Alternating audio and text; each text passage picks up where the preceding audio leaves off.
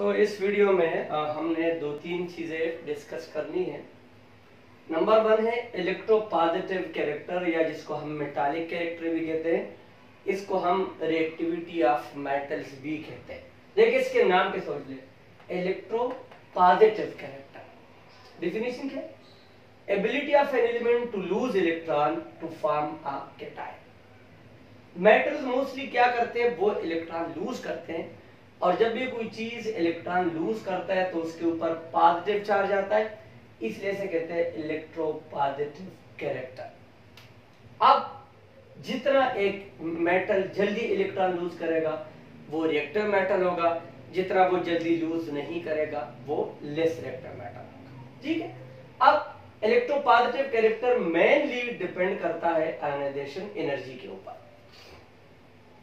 अब ionization energy हमने chapter number 3 में डिस्कस की थी, तो इस टॉपिक को समझने के लिए अगर आप आयनाइजेशन एनर्जी का टॉपिक एक बार फिर वो वीडियो देख लेंगे तो आपको ये 100% समझ आ जाएगा। फिर मैं थोड़ा सा आपको बता देता हूं आयनाइजेशन एनर्जी क्या थी। The minimum amount of energy required to remove an electron from the valence shell of an atom. Atom के वैलेंस शेल से इलेक्ट्रॉन निकालने के लिए जितनी एनर्जी चाहिए उसको हम कहते थे आयनाइजेशन एनर्जी। ठीक है।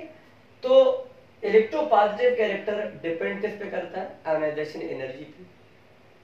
अब इसके ट्रेंड, पहले ट्रेंड्स क्या होते हैं? कोई भी कैरेक्टर वो पीरियोडिक टेबल में डाउन द ग्रुप और अक्रॉस द पीरियड कैसे चेंज होता है, उन चेंजेस को ओवरऑल हम क्या कहते हैं? ट्रेंड्स। अब फर्स्ट ऑफ ऑल हम ग्रुप में देखते हैं। Down the group electropositive character increases. Down the group metal की रिएक्टिविटी या इलेक्ट्रोपॉजिटिव कैरेक्टर बढ़ जाता है। क्यों बढ़ता है? रीजन देखें। Down the group atomic size बढ़ता है। क्यों? नंबर ऑफ शेल्स बढ़ जाते हैं। न्यूक्लियर पुल डिक्रीज हो जाएगा। वजह, जब एटम का साइज बढ़ेगा तो जो वैलेंस शेल है वो न्यूक्लियर से दूर होता जाएगा। जब दूर होता जाएगा तो क्या हो जाएगा? न्यूक्लियर की उसके ऊपर जो फोर्स ऑफ अट्रैक्शन है, जिसको हम सिंपल वर्ड में न्यूक्लियर पुल कहते हैं, वो कम हो जाएगा। थर्ड, आयनाइजेशन एनर्जी कम हो रही है। आयनाइजेशन एनर्जी डिपेंड न्यूक्लियर पुल पे करती है। अब अगर न्यूक्लियर पुल कम हो रहा है तो आयनाइजेशन एनर्जी कम हो रही है। इसका मतलब है कि अब एटम के लिए इलेक्ट्रॉन लूज करना आसान है। तो down the group electropositive character या मेटालिक कैरेक्टर बढ़ जाता है। अक्रॉस द पीरियड मोस्टली उसका अपोजिट होता है जो ग्रुप्स में होता है। तो अक्रॉस द पीरियड जो हमारे पास इलेक्ट्रोपॉजिटिव कैरेक्टर है वो कम हो जाता है। क्यों कम हो जाते हैं? Nuclear charge. न्यूक्लियर चार्ज का मतलब क्या है? न्यूक्लियस के अंदर जो नंबर ऑफ प्रोटॉन्स है उस पे डिपेंड करता है न्यूक्लियर चार्ज। अब प्रोटॉन एक एक बढ़ता है, तो जब प्रोटॉन बढ़ेंगे तो न्यूक्लियर चार्ज बढ़ेगा। जब न्यूक्लियर चार्ज बढ़ेगा तो न्यूक्लियर पुल भी बढ़ेगा। अब जब न्यूक्लियर पुल बढ़ेगा तो एटम स्क्वीज हो जाएगा, उसका साइज कम हो जाएगा। ठीक है। तो क्या हो जाएगा? Atomic size decreases. जब एटॉमिक साइज डिक्रीज हो जाएगी तो आयनाइजेशन एनर्जी बढ़ेगी, और जब आयनाइजेशन एनर्जी बढ़ेगी तो इसका मतलब है कि अब मेटल के लिए इलेक्ट्रॉन लूज करना बहुत मुश्किल है। तो इलेक्ट्रोपॉजिटिव कैरेक्टर या metallic character across the period कम हो जाता है। एक तो इसका ये क्वेश्चन आता है। अब इस पे अल्टरनेटिव क्वेश्चन कैसे आते हैं? दूसरा क्वेश्चन इसका ये होता है कि आपको कोई भी एलिमेंट्स गिवन हो, ग्रुप में गिवन हो, पीरियड्स में गिवन हो, उस पे 3-4 तरह के क्वेश्चन आएंगे। फॉर एग्जांपल मुझे ये क्वेश्चन गिवन है सोडियम, लिथियम एंड पोटेशियम कि जी इन एलिमेंट्स को देख ले। क्वेश्चन नंबर 1 है right in increasing order of electropositive character. सबसे पहले मुझे इन एलिमेंट्स की लोकेशन पता होनी चाहिए। ये लोकेशन मैंने साइड पे दी हुई है। क्या है लोकेशन? ये तीनों फर्स्ट ग्रुप में है, लिथियम ऊपर है, देन सोडियम और देन पोटेशियम। अब इंक्रीजिंग ऑर्डर का मतलब क्या है? छोटे से बड़े की तरफ। तो सबसे कम ये इलेक्ट्रोपॉजिटिव है, फिर सोडियम और फिर पोटेशियम सबसे ज्यादा है। तो ये हो गया इंक्रीजिंग ऑर्डर। दूसरा क्वेश्चन है कि डिक्रीजिंग ऑर्डर में लिख ले। डिक्रीजिंग का मतलब है कि जिसका इलेक्ट्रोपॉजिटिव कैरेक्टर ज्यादा है उसको पहले लिखे, डिक्रीज और आप तो पोटेशियम का सबसे ज्यादा है, then sodium and then lithium. ठीक है। Identify the most electropositive element, सबसे ज्यादा इलेक्ट्रोपॉजिटिव एलिमेंट कौन सा है, इन सबसे ज्यादा रिएक्टिव, तो हमने वहां पढ़ लिया जो ग्रुप में नीचे होगा। इस वक्त नीचे पोटेशियम है, तो पोटेशियम सबसे ज्यादा इलेक्ट्रोपॉजिटिव है। अगला है लीस्ट रिएक्टिव, तो ग्रुप में जो सबसे ऊपर होता है वो लीस्ट रिएक्टिव होता है। इस वक्त लिथियम सबसे ऊपर है, तो लिथियम इनमें सबसे लीस्ट रिएक्टिव मेटल है। अगला स्ट्रेंथ ऑफ बेसिक, अच्छा ये तो हो गया। दूसरा इस पे क्वेश्चन आता है कि हमें ऑक्साइड्स गिवन होते हैं। अब मेटल के जो ऑक्साइड्स है वो बेसिक इन नेचर होते हैं, वो बेस की तरह बिहेव करते हैं। इसका क्वेश्चन यूं आता है कि जी आपको डिफरेंट ऑक्साइड्स गिवन होते हैं। ऑक्साइड्स का मतलब है कि जब मैं इनके साथ ऑक्सीजन अटैच करूं, ये पोटेशियम ऑक्साइड, ये सोडियम ऑक्साइड, लिथियम ऑक्साइड। अब जो स्ट्रेंथ ऑफ बेसिक ऑक्साइड है वो भी इलेक्ट्रोपॉजिटिव कैरेक्टर पे डिपेंड करती है। यानी अगर इलेक्ट्रोपॉजिटिव कैरेक्टर बढ़ता है तो बेसिक ऑक्साइड की स्ट्रेंथ भी बढ़ती है। अगर इलेक्ट्रोपॉजिटिव कैरेक्टर कम हो जाता है तो बेसिक ऑक्साइड की स्ट्रेंथ भी कम हो जाती है। अब अगर मैं इन तीनों का ऑक्साइड लूंगा तो पोटेशियम ऑक्साइड सबसे ज्यादा बेसिक है, देन सोडियम ऑक्साइड और देन लिथियम ऑक्साइड। ठीक है, तो ये हमने इसमें चीजें जो डिस्कस कर ली वो ये थी, इलेक्ट्रोपॉजिटिव कैरेक्टर और डाउन द ग्रुप कैसे चेंज होता है, अक्रॉस द पीरियड कैसे चेंज होता है, फिर इसके क्वेश्चंस कैसे आते हैं, और फिर इनके ऑक्साइड्स का साथ इसका क्या लिंक है।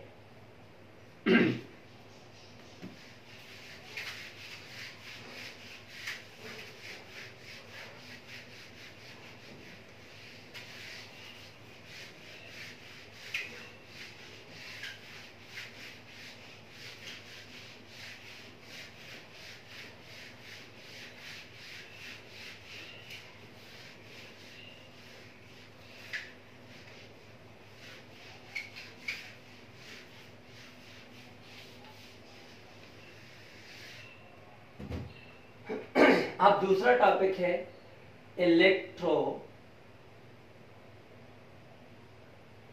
नेगेटिव कैरेक्टर, या दूसरे वर्ड में non metallic character, non metallic character. ठीक है, अब इसके भी नॉन मेटालिक क्या करते हैं, इलेक्ट्रॉन गेन करते हैं। तो सबसे पहले ability of an element to gain electron,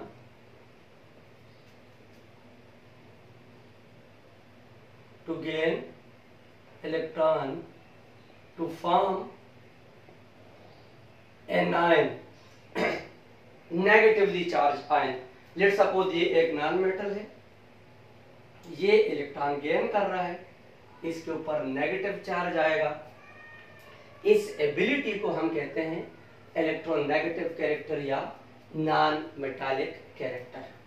अब इसके भी उसी तरह ट्रेंड्स हम करेंगे, और ट्रेंड्स का मतलब क्या है कि ये ग्रुप्स में कैसे चेंज होता है। तो down the group electronegative character, electronegative character decreases.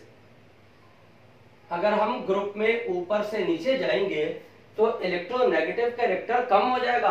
क्यों कम हो जाएगा? डाउन द ग्रुप क्या होते हैं, नंबर ऑफ शेल्स बढ़ते हैं। ठीक है, अब जब नंबर ऑफ शेल्स बढ़ेंगे तो क्या हो जाएगा, एटॉमिक साइज बढ़ेगा। नंबर ऑफ शेल्स बढ़ रहे हैं, जब एटॉमिक साइज बढ़ेगा तो न्यूक्लियर पुल डिक्रीज हो जाएगा, कम हो जाएगा, क्योंकि वैलेंस शेल अब दूर होते जा रहे हैं न्यूक्लियस से। ठीक है, तो एक एटम के लिए इलेक्ट्रॉन गेन करना मुश्किल हो जाएगा। न्यूक्लियर पुल की वजह से एटम इलेक्ट्रॉन गेन करते हैं। अब जब न्यूक्लियर पुल कम हो गया तो एटम के लिए इलेक्ट्रॉन गेन करना मुश्किल हो गया, तो down the group electronegative character decreases periods में। ये तो आपको पता है, अपोजिट होता है। तो अक्रॉस द पीरियड इलेक्ट्रोनेगेटिव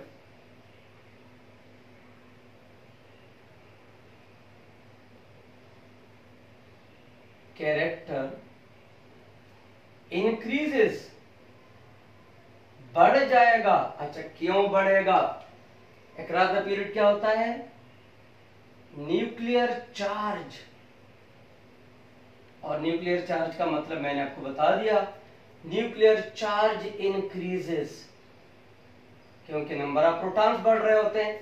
जब न्यूक्लियर चार्ज बढ़ेगा तो क्या चीज बढ़ेगी? न्यूक्लियर पुल, वो डिपेंड इस पे करती है, न्यूक्लियर पुल भी बढ़ेगा।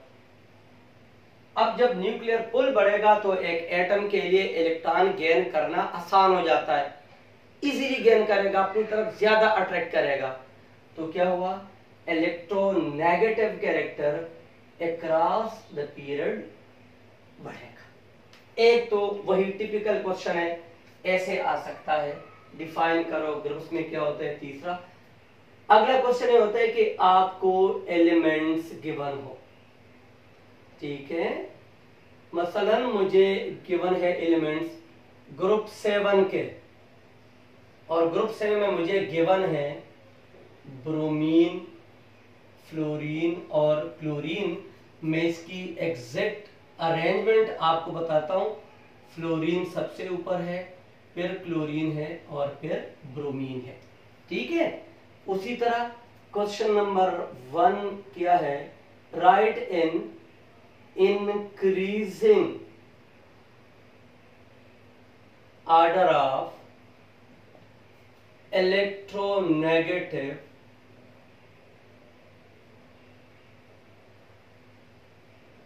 कैरेक्टर, वही जो हमने क्वेश्चन किया था। इंक्रीजिंग ऑर्डर में लिख ले, हाँ, तो नीचे वाला सबसे कम है, तो इसका आंसर ये हो जाएगा। इंक्रीजिंग का मतलब कि छोटे से बड़े की तरफ, तो ब्रोमीन की सबसे कम है, फिर क्लोरीन की ज्यादा है, और सबसे ज्यादा इसमें फ्लोरीन की है। Question 2, right in decreasing order of electronegative character क्या है? डिक्रीजिंग ऑर्डर में लिख दे। डिक्रीजिंग का मतलब क्या है? जिसका इलेक्ट्रोनेगेटिव कैरेक्टर सबसे ज्यादा है उसको पहले लिख ले। फ्लोरीन सबसे ज्यादा है, क्लोरीन उससे कम हो जाएगा, और ब्रोमीन, क्योंकि down the group electronegative character कम हो जाता है। Question number 3, element with maximum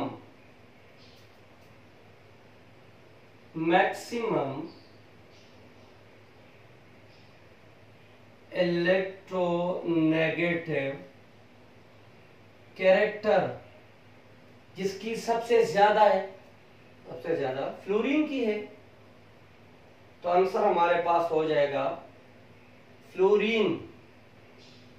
question number 4, element